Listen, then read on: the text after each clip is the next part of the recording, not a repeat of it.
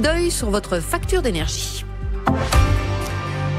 À la sortie de l'été, on va en effet éclairer davantage nos maisons, les chauffer aussi. Bref, nous allons utiliser plus d'énergie et cette année, la facture de gaz et d'électricité devrait augmenter. On a moins pour son argent, ça c'est vrai. Tout est devenu beaucoup plus cher. Tout est plus cher. Voilà.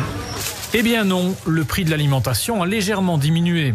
Mais ce qui fait mal au portefeuille, c'est le prix des énergies. Depuis janvier, la hausse est flagrante. Plus de 15% pour l'électricité, près de 38% pour le mazout de chauffage et 39% pour le gaz. Ce qui fait une moyenne d'environ 133 € selon les calculs de la Commission de régulation de l'électricité et du gaz, la CREG. Mais tous les ménages ne seront donc pas concernés par cette hausse et il y a aussi moyen de diminuer les coûts. Bonjour Jérémy Wolf. Bonjour. Vous êtes directeur opérationnel chez Wikipower. Tout d'abord, qu'est-ce qui explique cette hausse du prix de l'énergie aujourd'hui ? Alors, il y a plusieurs facteurs qui entrent en jeu et qui expliquent la hausse des coûts de l'énergie. C'est des facteurs qui sont géopolitiques. La demande est mondiale, donc on constate une demande de gaz qui est très élevée en Asie avec des prix qui sont très hauts. Et donc, il y a beaucoup de producteurs de gaz qui préfèrent envoyer les cargaisons notamment de gaz naturel liquéfié dans cette région-là du monde et moins en Europe. Donc, ça va pousser les prix du gaz à la hausse en Europe. On a forcément eu les conditions climatiques. On a tous vu l'été qu'on a connu qui n'était pas exceptionnel. Donc, forcément, on a consommé davantage de gaz que d'habitude en Europe. Et ça aussi, ça a poussé les prix à la hausse. Et puis surtout, c'est la reprise économique suite à la crise du Covid. Il y a beaucoup de demandes en électricité et en gaz un peu partout dans le monde et des moyens de production qui peinent à se remettre en route. Donc tout ça, ça a une influence sur le cours des marchés de gros. Du gaz et de l'électricité. Alors, je le disais, on évalue cette hausse, enfin la CREG, la Commission de régulation de l'électricité et du gaz, l'évalue à environ 133 € par an. Mais tous les ménages ne seront pas concernés par cette hausse, parce qu'on le sait, en matière de contrat d'énergie, on distingue quand même deux profils. Certains ont un contrat fixe avec un prix déterminé, peu importe la hausse, et d'autres un contrat variable qui, comme son nom l'indique, peut fluctuer. Oui, tout à fait. Donc les consommateurs qui ont signé un contrat à tarif fixe, eux, peuvent dormir sur leurs deux oreilles, en tout cas jusqu'à l'échéance de leur contrat. Donc s'ils ont signé un contrat, surtout avec une longue échéance, ils sont particulièrement tranquilles, étant donné qu'ils vont garder le prix qu'ils ont contracté à la date de début de leur contrat durant toute la durée de celui-ci.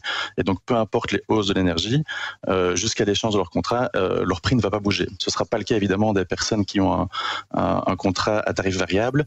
Celles-ci ont une formule d'indexation qui est basée généralement soit sur des index mensuels ou trimestriels et donc vont avoir une revue de leur coût de l'énergie tous les mois ou tous les 3 mois. Et pour ces personnes-là, forcément, l'impact des fluctuations va se faire ressentir. Alors, quels conseils on pourrait donner justement à ces consommateurs qui ont un contrat variable ? À le renégocier ? Les personnes qui ont un contrat variable ont souvent un profil plus dynamique, donc elles ont un plus grand appétit pour le risque en général. Il faut savoir aussi que c'est des contrats qui sont généralement meilleurs marché que les contrats fixes, puisqu'ils comportent moins de risques pour les fournisseurs. Néanmoins, ils se retrouvent maintenant dans une situation un peu délicate, étant donné que les prix du marché sont très élevés. Donc pour ces personnes-là, on conseille quand même de vérifier en allant sur les comparateurs de prix. La CREG labellise plusieurs comparateurs, et il y en a qui sont très faciles à trouver, comparateursenergie.be par exemple, et on a accès à toutes les offres du marché, qu'elles soient fixes ou variables.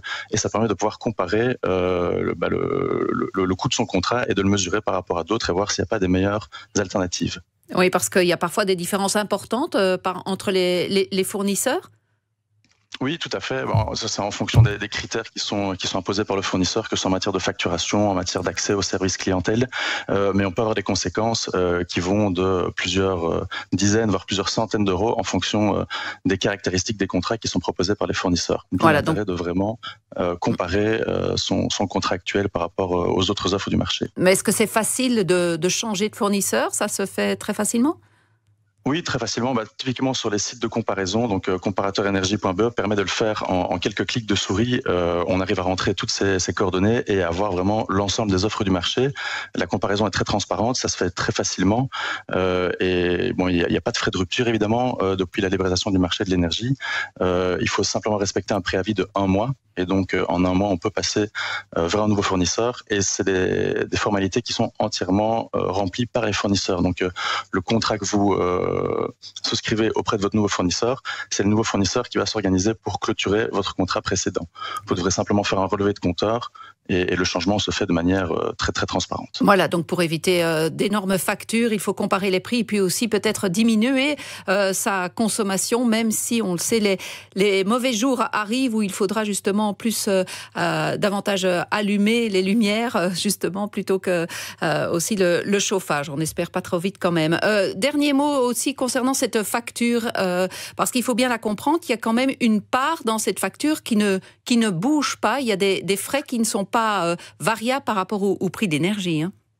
Voilà, tout à fait. Donc, que ce soit pour l'électricité ou pour le gaz, la partie qu'on appelle énergie, le commodity, il pèse pour 30 à 35% dans la facture d'électricité. Donc, cette partie variable qui est due au fournisseur et qui est mise en concurrence, elle pèse pour une grosse trentaine de pourcents de la facture. Et c'est 50% sur le gaz. Donc, l'impact des fluctuations qu'on connaît là maintenant, il n'aura d'effet que sur cette partie-là. Et l'avenir, comment vous le voyez, Jérémy Wolf? Est-ce que finalement ces prix vont encore augmenter ou il faut plutôt mordre sur sa chic et un petit peu attendre? On n'a pas de boule de cristal, donc c'est toujours très difficile. Maintenant, la croissance telle la reprise de la croissance, on n'a pas l'impression qu'elle va s'arrêter. Donc à court terme, on n'a pas l'impression que les prix du marché vont diminuer. En tout cas, ce serait surprenant que ça arrive avant la fin de cet hiver. Maintenant, typiquement, voilà, si on a un hiver qui est doux, on pourrait avoir quand même des prix de l'énergie qui sont tirés à la baisse. Ce sera un peu, c'est difficile de prédire, vraiment. Est-ce que ce sont des hausses qui sont normales? Là, ici, on est sur une hausse qui est quand même assez exceptionnelle. C'est les niveaux de prix qu'on n'a plus vus depuis plusieurs années. Moi, je suis dans le secteur depuis bientôt 10 ans et je me souviens pas avoir vu des niveaux de prix aussi élevés. On avait connu un pic en 2018 quand il y avait eu l'arrêt de plusieurs réacteurs nucléaires en plein hiver avec un hiver qui était très rigoureux. Donc là, ici, on est sur une période qui est quand même assez exceptionnelle. On s'attend raisonnablement à ce que les prix reviennent à des niveaux plus normaux d'ici la fin de l'hiver. Donc, petit conseil pour les consommateurs, c'est d'aller voir quel contrat on a finalement avec son fournisseur. Oui, tout à fait. Et surtout, si on opte pour un contrat à prix fixe et qui vient à échéance prochainement et que donc on n'a pas le choix que de renouveler son contrat avec un tarif qui sera forcément pas hyper avantageux vu le contexte actuel, c'est de regarder l'évolution des marchés, s'informer sur les radios comme la première et donc tous les 3 ou 6 mois, venir revérifier si son contrat est toujours compétitif via les sites de comparaison. C'est vraiment ce qu'il y a de plus facile. C'est très intuitif comme utilisation. Voilà, on va rappeler peut-être le site de comparaison. Oui, tout à fait, comparateurenergie.be. Donc c'est assez facile et là vraiment c'est tout est fait pour l'utilisateur. Donc en quelques clics de souris, on peut économiser quelques centaines d'euros. Merci beaucoup Jérémy Wolf d'avoir été notre invité en direct ce matin. Je rappelle que vous êtes directeur opérationnel chez Wikipower. Il est 7h21.